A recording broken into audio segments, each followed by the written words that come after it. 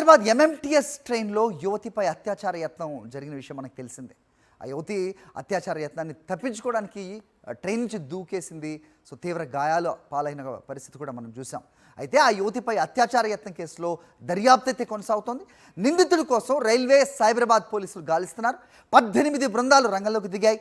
మొత్తం 300 సీసీ కెమెరాలతో జల్లెడ పడుతున్నారు. ఇప్పటికే కొంతమంది అనుమానితులను అదుపులోకి తీసుకుని విచారిస్తున్నారు కూడా.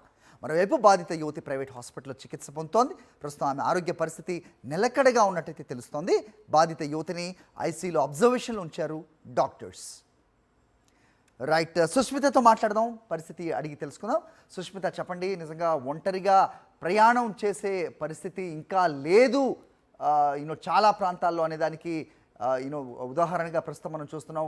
హైదరాబాద్ లాంటి నగరంలో రాత్రి ఎంఎంటీఎస్లో ఒంటరిగా ప్రయాణిస్తున్న యువతిపై అత్యాచార యత్నం, తప్పించుకోవడానికి ఆమె ట్రైన్ నుంచి దూకేసిన ప్రయత్నం. సో ప్రస్తుతం ఆ పరిస్థితి ఏ రకంగా ఉంది? సో చాలామందిని విచారిస్తున్నారని కూడా తెలుస్తోంది పోలీసులు. ఏదైనా క్లూ దొరికిందా? ఇంత సీసీ కెమెరాల్లో ఇంత వేగంగా చూస్తున్నప్పటికీ కూడా మరి ఎలాంటి రిజల్ట్ లేకపోవటాన్ని ఏం చెప్తున్నారు పోలీసులు? ఏంటి మీ దగ్గర ఇన్పుట్స్? సార్, ఈ కేసుకు సంబంధించి కూడా దర్యాప్తు అయితే వేగవంతంగా చేస్తున్నారు. ఆ ఇన్సిడెంట్ జరిగిన ఆ క్షణం నుంచి కూడా ఆ చుట్టుపక్కల ఏవైతే సీసీటీవీ కెమెరాలు ఉన్నాయో వాటన్నిటి కూడా చెక్ చేస్తున్న పరిస్థితి అయితే కనిపిస్తుంది. సైబరాబాద్ పోలీసులు అలాగే రైల్వే పోలీసులు మొత్తంగా కూడా 18 టీంలు కూడా ఏర్పడ్డారు. ఈ 18 టీంలు కలిపి పూర్తిగా కూడా హైదరాబాద్ నగర వ్యాప్తంగా ఎక్కడెక్కడితే ఆ ఎంఎంటీఎస్ ట్రైన్కి సంబంధించి లేన్ ఉంటుందో ఆ లేన్ వైపుగా ఎక్కడైనా సీసీటీవీ కెమెరాలు ఉన్నాయనే కోణంలో అయితే వెతుకుతున్న పరిస్థితి అయితే కనిపిస్తుంది.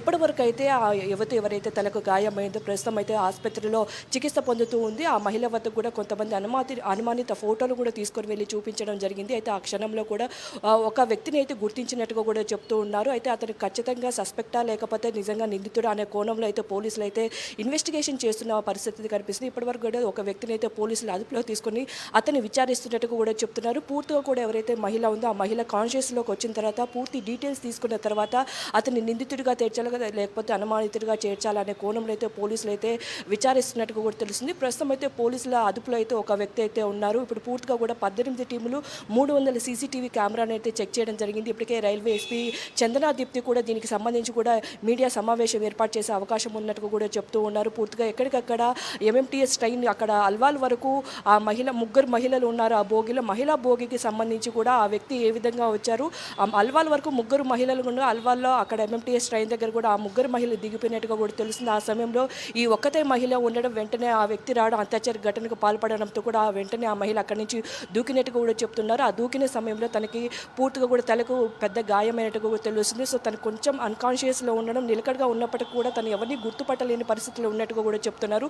ఒక్కసారి తను బయటకు వస్తే పూర్తిగా ఆ ఫోటోను చూపించి నిందితుడు ఎవరు అనే కోణంలో కూడా పోలీసులు పరిశీలించే అవకాశం అయితే కనిపిస్తుంది. హరి, రైట్ సుష్మిత, ఇక దూర ప్రాంతాలకి ట్రావెల్ చేస్తున్నప్పుడు అయితే ట్రైన్లో ఒంటరిగా ఉన్న మహిళకు ఆర్పిఎఫ్ పోలీసులు వాళ్ళు డీటెయిల్స్ తీసుకోవటం తరచూ, అంటే ప్రయాణం మధ్యలో వెళ్ళి తరచూ గమనించడం కూడా మనం చూస్తూ ఉంటాం.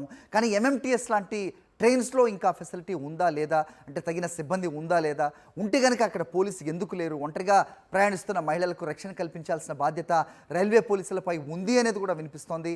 అయితే విచారణ అయితే వేగంగా కొనసాగుతోంది.